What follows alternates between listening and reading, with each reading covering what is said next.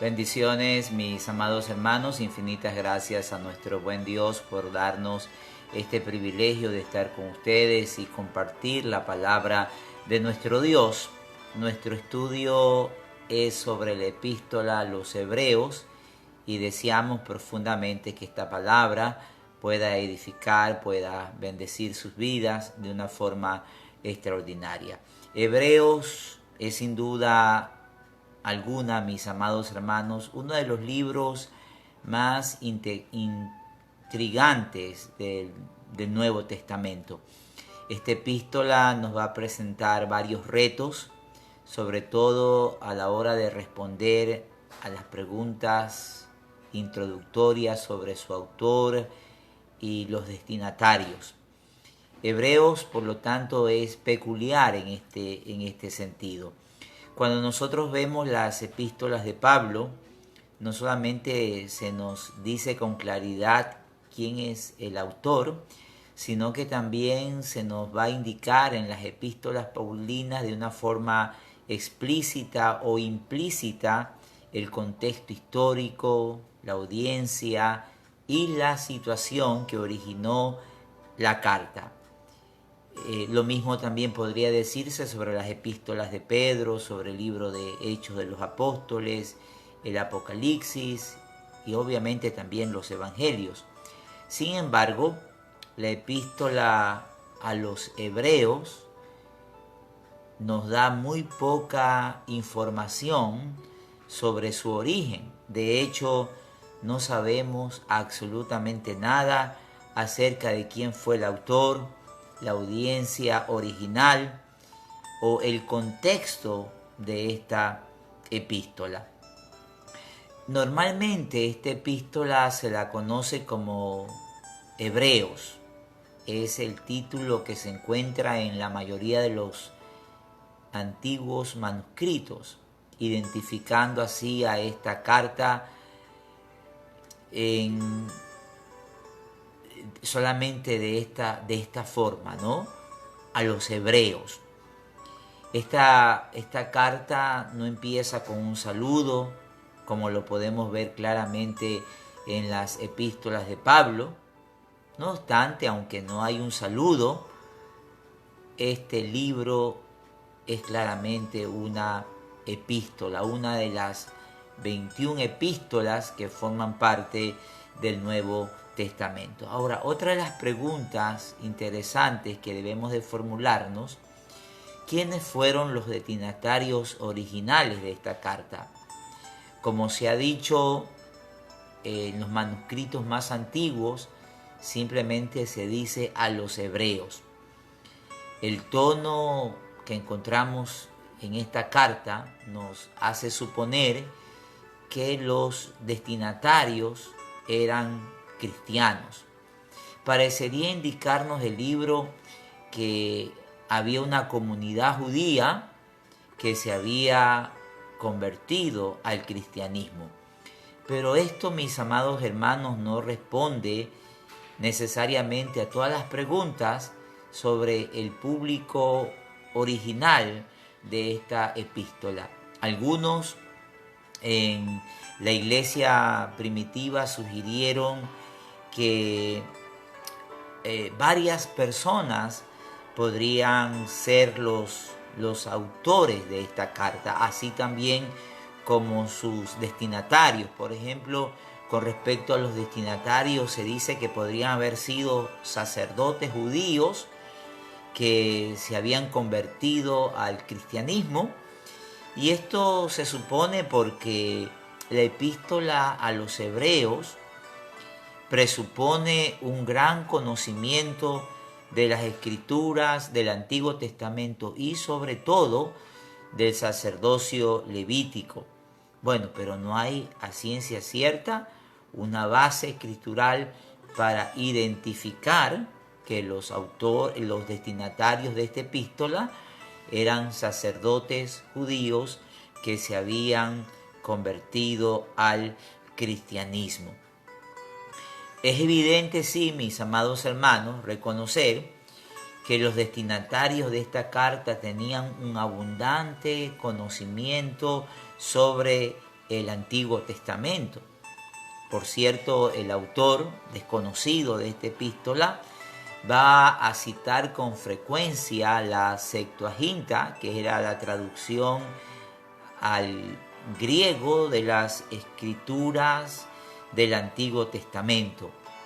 Esa traducción era la versión más conocida de los destinatarios de esta epístola. Por lo tanto, también hay la probabilidad de que los destinatarios hayan sido personas nacidas fuera del territorio de Israel, conocido como los judíos helenistas.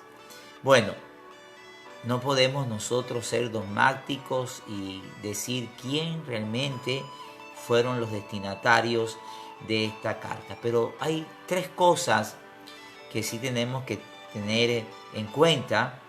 Es que esta carta fue escrita a la iglesia del Señor Jesucristo, que esta carta desempeña un papel único en el canon del Nuevo Testamento y que instruye a todos los cristianos sobre cómo deben de leer el Antiguo Testamento, y que esta lectura del Antiguo Testamento debe de estar estrechamente relacionada con la persona del Señor Jesús. Ahora, con respecto a cuándo se escribió esta epístola, tenemos una probabilidad que esta epístola se haya escrito antes de la destrucción del templo judío, ocurrida en el año 70. Aquí en la epístola vamos a encontrar tres pasajes donde se menciona que el sistema de sacrificios en el templo en Jerusalén todavía estaban en pie. En el capítulo 7, versos 27 y 28, en el capítulo 8, en el verso 3 al verso 5, y en el capítulo 10, del verso 1 al verso 3. También en esta epístola se va a hacer mención de Timoteo. En el capítulo 13, en el verso 23, se nos va a decir: quiero que sepan que nuestro hermano Timoteo ha sido puesto en libertad. Si llega pronto, iré con él a verlos. Bueno, sabemos por otras porciones de las Sagradas Escrituras que Timoteo fue contemporáneo del apóstol Pablo. Por lo tanto, la probabilidad es de que esta carta haya sido escrita antes del año 70, de la destrucción del templo en la ciudad de Jerusalén. Ahora, hablemos un momentito sobre quién fue el autor de esta epístola. No sabemos exactamente quién fue el autor. Sabemos, por ejemplo, quién fue el autor de las epístolas carcelarias, el apóstol Pablo, quién fue el autor de la epístola a los romanos, a los corintios, a los gálatas, el apóstol Pablo. Sabemos quién fue el autor de las epístolas de Pedro. Sabemos, por ejemplo, quién fue el autor del evangelio de Mateo, de Marcos, de Lucas, quién fue el autor del libro de Hechos, del cuarto evangelio, de las epístolas universales, pero no tenemos la exactitud escritural para afirmar quién haya sido el autor de esta epístola. Muchos en la historia de la iglesia han propuesto que Pablo fue el autor de esta epístola, pero no hay evidencia escritural de que Pablo haya sido el autor de esta carta. De hecho, la gramática, la sintaxis, la fraseología que se encuentran en esta epístola no son características de los escritos del apóstol Pablo. Entre otras de las sugerencias, se incluye a Apolos, a Bernabé, y también a Lucas. La razón por la que estos nombres aparecen en la lista es porque el autor a los Hebreos parece haber conocido íntimamente a Timoteo, vinculándolo así con el círculo apostólico. Sin embargo, mis amados hermanos, hay problemas con cada una de estas propuestas. Inclusive hasta se ha llegado a decir que el autor de esta epístola fue un levita. Y últimamente se ha llegado a proponer a una mujer como la autora de esta carta. En última instancia, mis amados hermanos, queremos enfatizar que más allá del autor humano de esta epístola, podemos confiar que el autor esencial de esta epístola fue nada menos y nada más que el glorioso Espíritu de Dios, porque los santos hombres de Dios hablaron siendo inspirados por el Espíritu Santo. Bueno, ¿cómo empieza esta epístola a los Hebreos? En el capítulo 1, en el verso 1, nos dice que Dios, que muchas veces y de varias maneras habló a nuestros antepasados en otra época por medio de los profetas, en estos postreros días nos ha hablado por medio de su Hijo, a quien constituyó heredero de todo. Al igual que el libro de Génesis y también que el Evangelio de Juan, Hebreo se abre con una referencia cronológica que lleva a los lectores a los principios de la creación. Esta es una de las características notables, mis amados hermanos, de esta epístola, pues nos va a establecer una trayectoria para la interpretación del libro. Estos versículos introductorios establecen el contexto de cómo el autor de Hebreos va a explicar el Evangelio.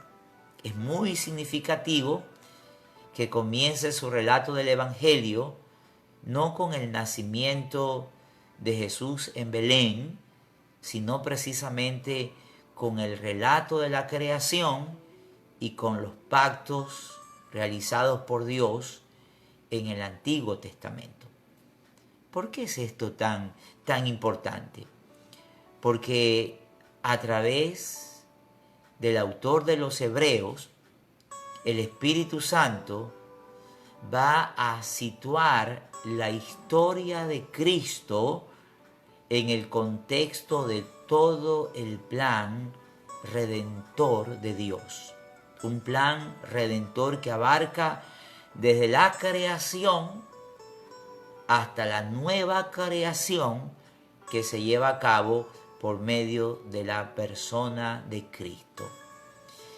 Es que, mis amados, la persona y la obra de Cristo solamente pueden entenderse correctamente cuando se les da el lugar adecuado en el centro de la metanarrativa de la historia.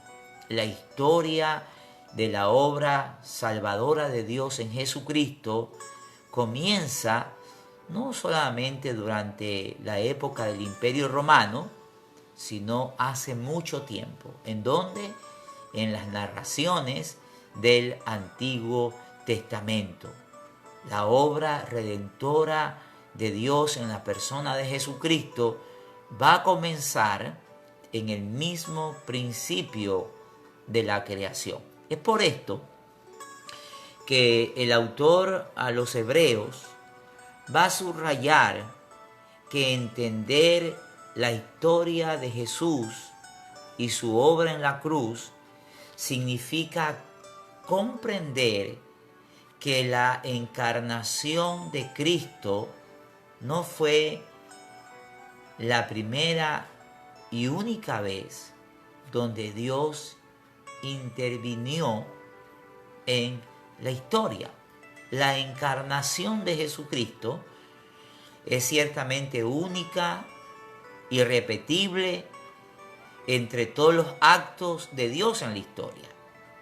Pero Dios ha estado activo en el desarrollo del plan de redención y también Dios ha estado activo en la preparación del escenario para la encarnación de su Hijo desde los albores de su creación. En concreto, el autor de esta epístola nos dice que Dios ha actuado hablando. Dios habló en otros tiempos de diversas maneras a los padres por medio de los profetas. Por lo tanto, el Evangelio va a llegar a nosotros en el contexto de una revelación que ya nos ha sido entregada por Dios. El Evangelio no es la primera palabra de Dios a la humanidad. Durante siglos, Jehová habló a los padres por medio de los profetas. Esta revelación, amada iglesia, llegó en diferentes momentos y de diferentes maneras. A veces Dios habló por medio de sueños, a veces Dios habló por medio de visiones, inspirando las escrituras. Incluso en una ocasión Dios habló a través de un burro. ¿Recuerdan ustedes en Números capítulo 22, en la historia de Balaán y su asna? Bueno, Dios habló de diferentes maneras. Ahora, el autor dice que Dios habló a los padres por los profetas.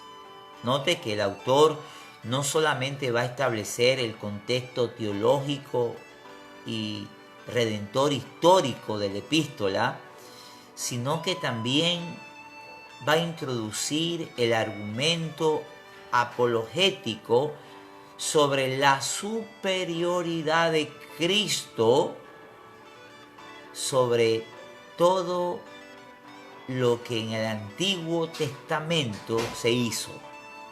Los pactos, los sacrificios, etcétera, etcétera. Los padres y los profetas eran el punto de referencia para cualquier tipo de argumentación teológica dentro de la comunidad judía. La autoridad máxima era la revelación que se encuentra en las escrituras dadas al pueblo de Israel. De hecho, ya en el siguiente versículo, o sea, en el versículo número 2, el autor va a comenzar a demostrar cómo Jesús ha cumplido, no ha abolido, la revelación de Dios dada en el Antiguo Testamento. Lógicamente, mis amados hermanos, que el autor a los hebreos ha elaborado cuidadosamente esta introducción. Él va a afirmar la autenticidad y la autoridad del Antiguo Testamento. No es como hoy que se dice que el Antiguo Testamento no tiene ningún tipo de validez. Eso es incorrecto. Porque cuando Pablo dice en la segunda epístola a Timoteo que toda la escritura es inspirada por Dios y es útil para enseñar, para corregir, etcétera, etcétera, se está refiriendo al Antiguo Testamento. Y también Pablo dice que las cosas que se escribieron para nuestra enseñanza, como un ejemplo para nosotros. Por lo tanto, el Antiguo Testamento sigue funcionando con autoridad divina para el pueblo de Dios. Pero, al mismo tiempo, como mostrará en el siguiente versículo el autor a esta epístola, hay algo más. El Antiguo Testamento es una historia que necesita una conclusión cristológica, una conclusión mesiánica. Los padres y los profetas, sin duda alguna, hablaron la palabra de Dios, pero esa palabra no era la última palabra de Dios. La última palabra de Dios, la total y definitiva, nos ha venido por medio de su Hijo. Una de las afirmaciones más importantes que el autor de los Hebreos hace en estos versículos iniciales es que Dios es un Dios que habla. La Biblia afirma constantemente este hecho. Hebreos 1, del 1 al 3, nos recuerda que pocas cosas son más importantes que el conocimiento de que Dios ha hablado a través de la historia y que este mismo Dios ha dado su revelación final en la persona de Jesucristo. La Biblia también nos recuerda regularmente que la revelación de Dios forma parte de su maravillosa gracia para con cada uno de nosotros. Solemos pensar en la gracia de Dios única y exclusivamente en el contexto de la salvación, pero también la gracia de Dios debemos de pensarla en el contexto de la revelación que Dios ha hecho y que está contenida en las páginas de las Sagradas Escrituras. Si Dios, mis amados hermanos, no se revelara a nosotros por medio de su palabra, usted y yo no tendríamos un claro conocimiento del significado de la cruz, de la resurrección de Jesucristo. No tendríamos conocimiento de la respuesta adecuada que deberíamos de darle al Evangelio. En otras palabras, no podríamos conocer a Dios sin su revelación. La Biblia nos va a enseñar claramente que hay dos tipos de revelación. Primero, Dios nos ha hablado por medio de la naturaleza. Esto es, hermanos queridos, lo que se conoce como revelación general. El Salmo 19, versos 1 y 2, afirma claramente esta verdad. Los cielos cuentan la gloria de Dios y el firmamento anuncia la obra de sus manos. Un día comunica su mensaje al otro día y una noche a la otra declara sabiduría.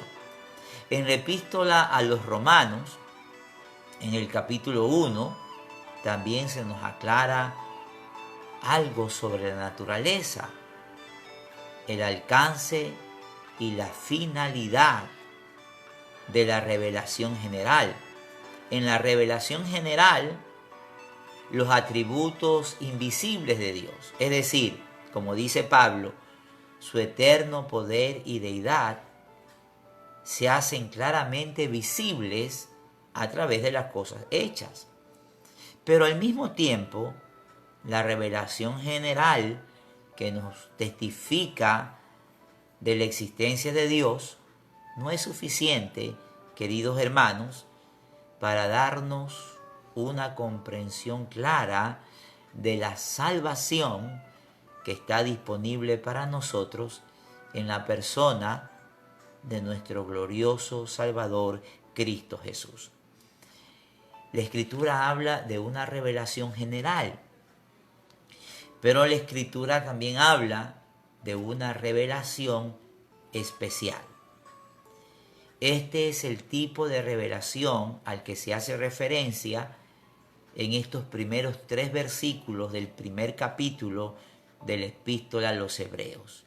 Este tipo de revelación es directa, es una revelación verbal que ha salido de la misma boca de Dios.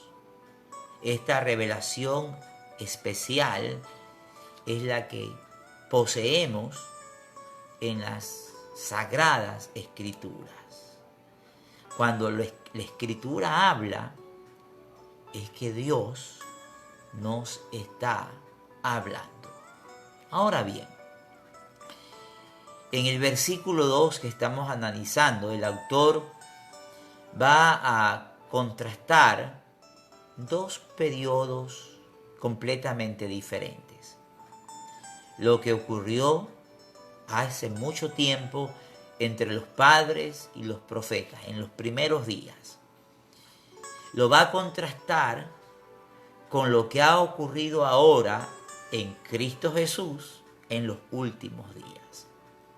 Versos como estos nos ayudan a conformar nuestra teología bíblica y nos recuerdan que el esquema general de la lectura del Antiguo y del Nuevo Testamento en relación con el otro es precisamente esto, que en el Antiguo Testamento tenemos la promesa, mientras que en el Nuevo Testamento tenemos el cumplimiento de esa promesa. El Nuevo Testamento cumple lo que el Antiguo ha prometido. Entonces el clímax de la revelación de Dios se va a encontrar en el Nuevo Testamento en una persona, en una única persona. Nuestro eterno y suficiente Salvador, Cristo Jesús. En un sentido, podemos decir de que el hecho de que Dios haya hablado no es algo nuevo. El Evangelio debe entenderse, queridos hermanos, dentro del contexto de la revelación ya proporcionada por Dios en el Antiguo Testamento.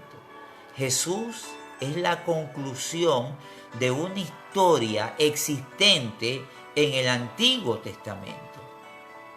La revelación de Dios a través de su Hijo es nueva.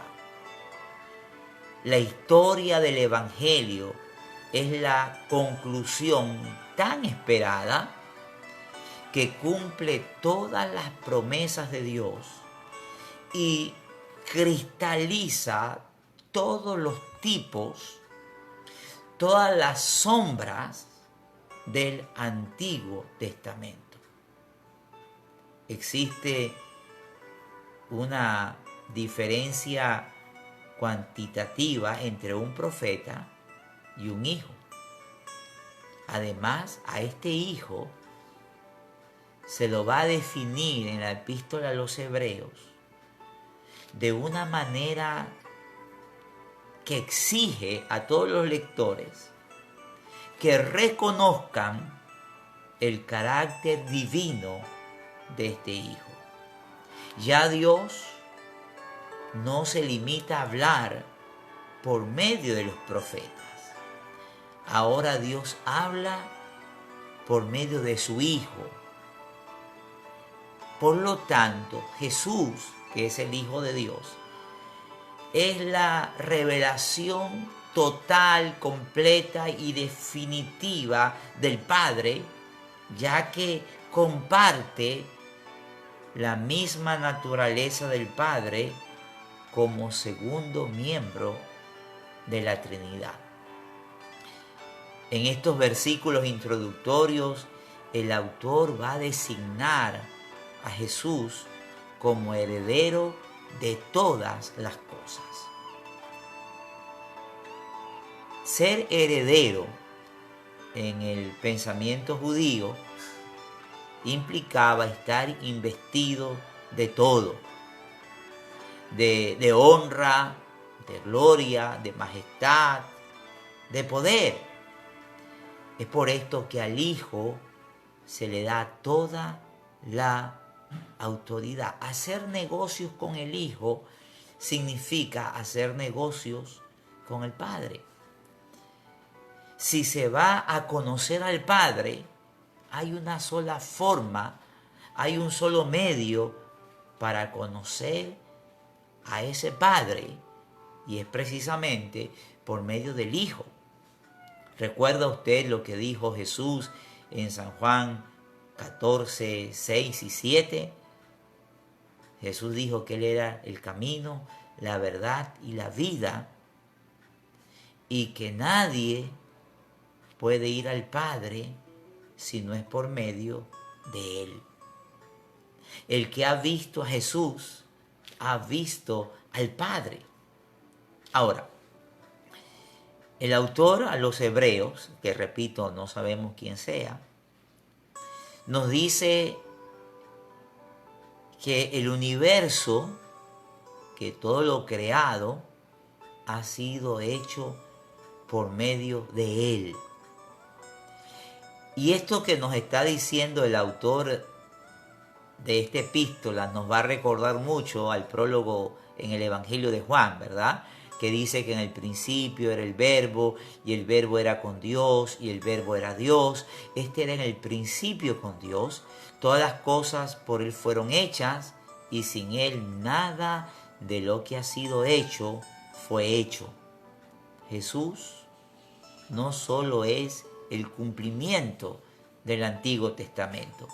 Jesús no solamente es la cúspide de las obras salvadoras de Dios en la historia, sino que también Jesús es el agente de la creación. Jesús es el principio y el fin, es el creador y el sustentador de la creación. Por lo tanto, es muy significativo que el autor de esta epístola conecte las doctrinas de la redención con la creación. Esto se debe a que el Dios que crea también es el Dios que redime. Usted y yo, mis amados hermanos, como seguidores de nuestro amado Salvador, debemos de tener en claro que si no tenemos la doctrina correcta de la creación, no tendremos tampoco la doctrina correcta de la redención.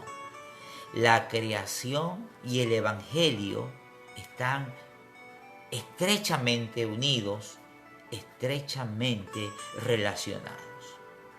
Ahora bien, en Hebreos 1:3, permítame leerlo, el autor dice: el Hijo es el resplandor de la gloria de Dios, la fiel imagen de lo que Él es, y el que sostiene todas las cosas con su palabra poderosa.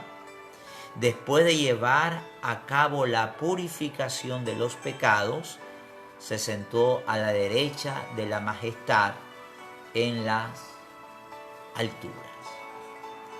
Este versículo, mis amados, es una exposición de cómo el Hijo va a revelarnos al Padre.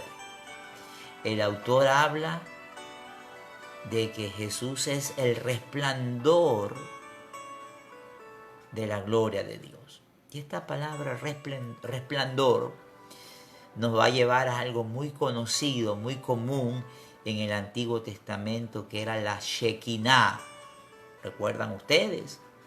La Shekinah era una gloria brillante, visible, que demostraba la majestuosidad de Dios. Usted puede ver en textos como Éxodo 13:21, Éxodo 40. Usted puede ver, por ejemplo, en la dedicación del templo en Salomón, registrado en el primer libro de Reyes. Ahí estaba la Shekinah de Dios. Mirar a Jesús es ver más plenamente la gloria de Dios. Por eso es que Jesús dijo que el que lo ha visto a Él, ha visto al Padre. Jesús es la expresión exacta de la naturaleza del Padre. Pues Cristo comparte la misma naturaleza divina que el Padre posee, porque recordemos que Jesús es miembro de la Trinidad, es la segunda persona de la Trinidad. En esto se diferencia el Hijo Divino de un hijo humano. Ningún hijo humano es la representación exacta de su padre. Hay una relación estrecha entre un padre y un hijo terrenal, pero no una representación exacta. Con Dios el Padre y Dios el Hijo ocurre todo lo contrario. Cristo es la representación exacta. Él y Dios, el Padre, son de la misma esencia divina. Mire que aquí en estos primeros versos del capítulo 1 de la epístola a los hebreos ya se nos va hablando de la doctrina de la Trinidad. Con esta importante figura, el Hijo, según el autor, no solamente es el agente activo de la creación, sino que también es el agente activo de la preservación de la creación. Él sostiene todas las cosas por la palabra de su poder. Él sostiene las estrellas, Él sostiene los planetas. Toda vida es sostenida por Él. Usted y yo no solamente fuimos creados, no solamente fuimos redimidos, sino que somos sustentados por Él. Si el Hijo dejara de querer que el universo permaneciera, automáticamente, mis amados hermanos, el universo dejaría de existir. El poder de crear es también el poder de preservar, es también el poder de controlar, es también el poder de poner fin a todas las cosas.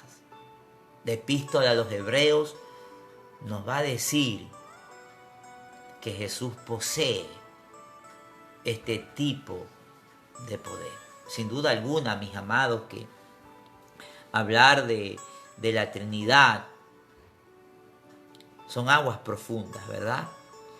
El funcionamiento interno de la Trinidad es realmente un misterio profundo y glorioso. Tenemos nosotros muchos interrogantes. ¿Cómo actúan las personas de la Trinidad en interno? Bueno, esas preguntas tendrán sus respuestas allá en la eternidad, ¿verdad? Ahora bien, el autor no solamente dice que Jesús es el creador, es el sustentador, sino que también Jesús es aquel que ha purificado nuestros pecados. Mire que esta transición se va a hacer de una forma repentina. Por lo tanto, es que el autor de esta epístola va a entrelazar la creación con la obra redentora de Cristo. Es por eso que él va a hablar aquí de la purificación. La palabra purificación generalmente no es una palabra que nosotros utilizamos para resumir el Evangelio. Pero esta palabra purificación, mis amados hermanos, va a encerrar la obra sacerdotal de Cristo, pero también esta palabra purificar va a recordarle a los lectores el sistema sacrificial establecido en el Antiguo Testamento. El resto de esta epístola a los hebreos, particularmente el capítulo 9 y el capítulo 10, va a exponer con mayor detalle el significado de la purificación. Pero aquí el autor introduce este término para preparar a los lectores para todo el argumento que él va a desarrollar. La última afirmación de estos versículos va a destacar la autoridad real de Jesús. El autor va a decir que Jesús está a la diestra del Padre, se sentó. Oiga, en el tabernáculo no había una silla de manera especial en el lugar santísimo. Ahí entraba el sumo sacerdote una vez al año para ofrecer un sacrificio de purificación por sus pecados y por los pecados de todo el pueblo. Terminaba su labor y el sumo sacerdote tenía que salir. No podía permanecer allí.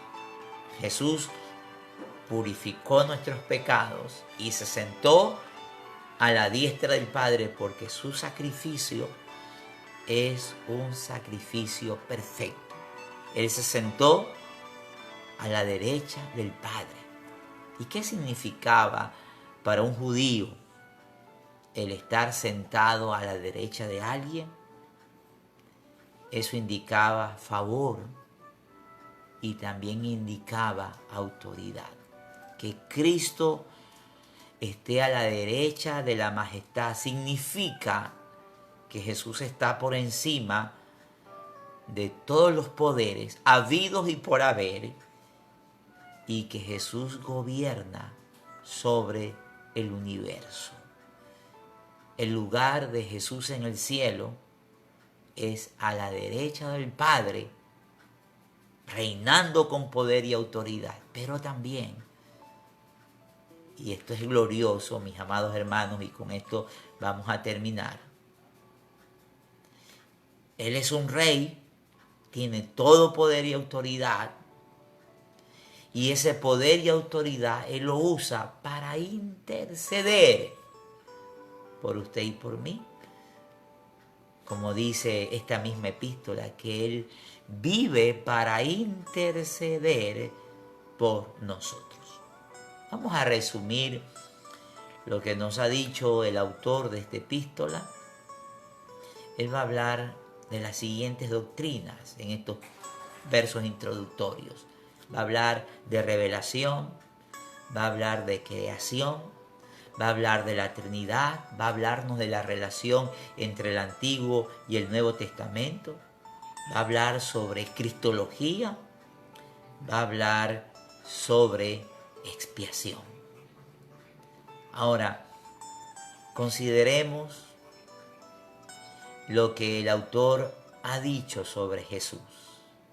Ha dicho que Jesús es el Hijo de Dios, que Jesús es la revelación de Dios, que Jesús es el cumplimiento de la revelación de Dios dada en el Antiguo Testamento, que Jesús es el heredero de todas las cosas, que Jesús es el agente de la creación, que es el resplandor de la gloria de Dios, que Jesús es la expresión máxima de la naturaleza de Dios, que es el preservador de toda la creación, que es nuestro purificador y que es el mediador entre Dios y nosotros.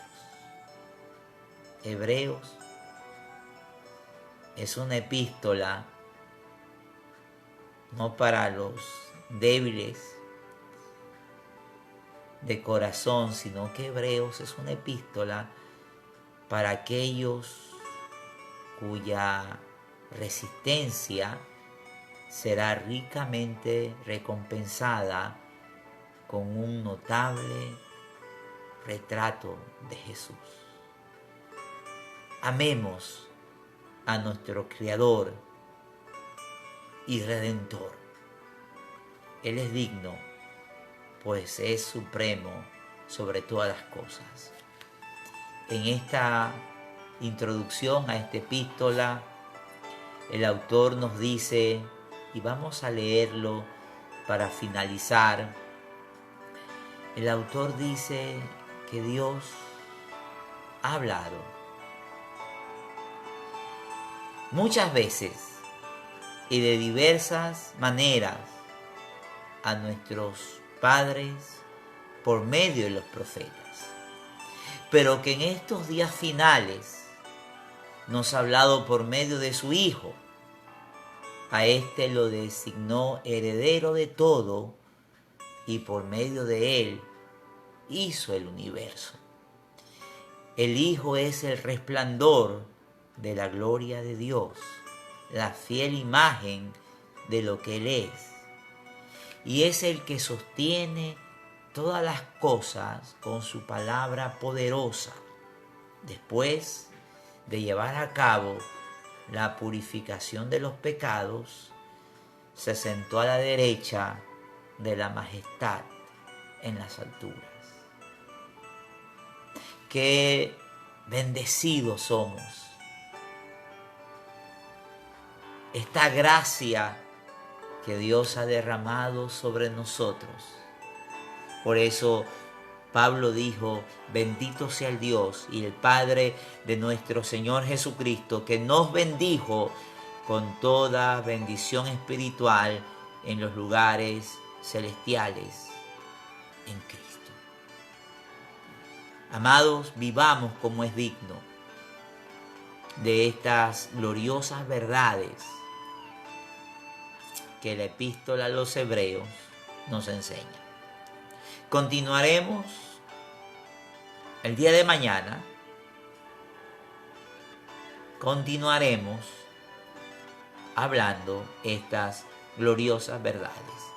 Que el Señor bendiga vuestras vidas a través de esta palabra más y más. Muchas gracias. Dios les bendiga poderosamente.